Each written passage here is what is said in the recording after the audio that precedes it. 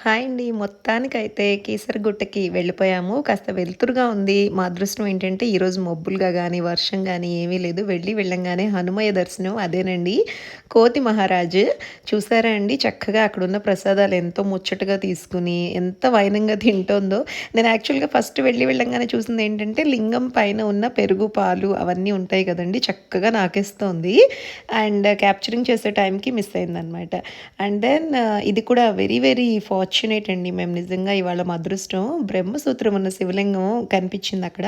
So, బేసిక్‌గా ఇలా ఒక రాయిలాగా ఉండి కింద ఉంటుందనమాట ఈ లింగం. ఇక్కడే అందరం హోల్ ఫ్యామిలీకి మా క్రిష పాపకి గూడా ఇక్కడే దీపం వెలిగించి అందరం పూజ చేసుకున్నాము. అదిగోండి మా బుడ్డమ్మ వచ్చింది ఈరోజు. క్రిష ప్లేస్ ఇది రీప్లేస్ చేసిందనమాట రితాన్య. చూడు నాన్న అంటే చక్కగా మీ అందరికీ హాయ్ చెప్పింది నేను అడగకుండానే. అండ్ దెన్ ఫైనల్లీ మెయిన్ శివాలయంకి వెళ్ళే దారిలో క్యాప్చర్ చేసుకున్నామండి మా మెమరీస్ అన్నీ. అండ్ ఇదేమో ప్రసాదం తింటూ క్యాప్చర్ చేసుకున్న మెమరీ.